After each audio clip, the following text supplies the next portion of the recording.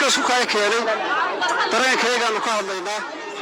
aqbali mayno yeelina mayno in la qaato dhulkayga waxa weeyaan musabixiyow waad iska hadashay axmaarada iyo waxaad sheegaysaa mootana wax alla waxay yeeli karaan baddaas kama qaadi karaan 20 baad sheegtay mitir nus baloor kama qaadi karaan nus baloor wallaahi haddaan baddaa ka ogolaano haddaynu baddaa ka ogolaano boorama laynaga qaado wallaahi alcadiim waa nin fadhiga noqdo odayaal dhalinyaro odayaal waxbaa ka sugina odayaal yaa waxba laga sugin innagaa maanta dhulkan ka shaqeyno ka talinayna waa soo arintaa diyaar ma nihin badeennuna ilaashano soo diyaar ma nihin badeennuna ku dhimano soo diyaar ma nihin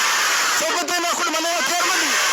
Soomaali lagu soo dago nin walba qabiil buu leeyahay dawladda wada yeelan kara laakiin bil ma wada yeelan karo ninku yidhi sinaan arrinta sariintiisa dekada barbari waxay noqonaysaa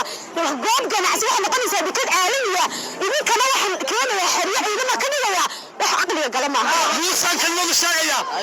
meelaha sawirro degan yahay badahooda kama matali karo wiilka yiri weeyaan hadaan nahay dhalinyarta kala guursi annaga mandaayiga annagana waxna weydiin awal hadaan naajisna maanta ma jiifno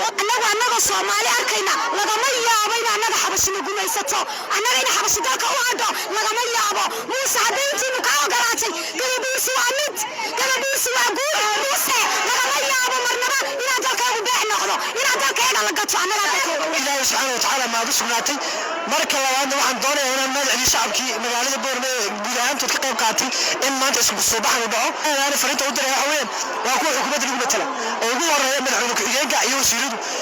laba bilood ka hor fariin waxay noo dirayeen Itoobiya oo dhul ay kireysto ma rabto ee badan yeelatay rabta maanta waxay taagan tahay inay keenaan maxay iyagii ay dilaali ka noqdaan qaarkoodna ay ka aamusaan adeerada waxaa leeyahay markeeda saxsantiin markeeda saqaldantiin tan maanta dhici mayso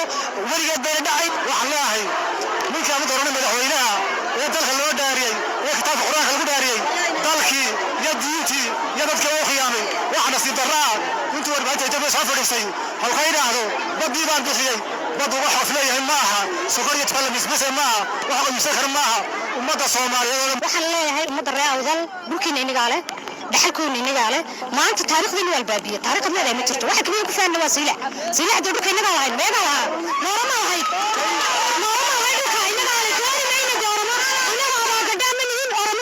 Soomaali biyuraanay ummadda Soomaaliyeed ma wada difaacayaan taa wada joogaan wada aragnay inagu markana waa difaacnaa wala wadanka inaga u dhawana inaga ale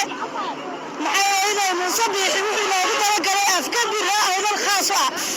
inuu badeena iyo dadkeena ma iibsado way iyo ugu talagalay marka waxaan leeyahay fadhiga raa'idal ka kaca way hurdana ka kaca